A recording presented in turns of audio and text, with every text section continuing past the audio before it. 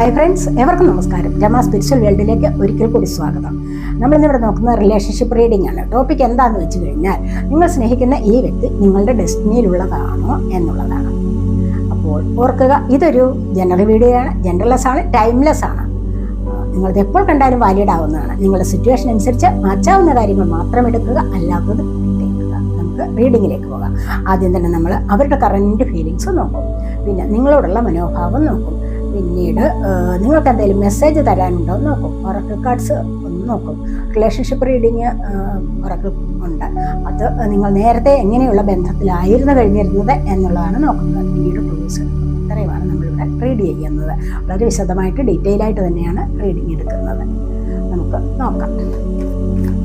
അവരുടെ current ഫീലിങ്സിൽ 6 cards ഉണ്ട്.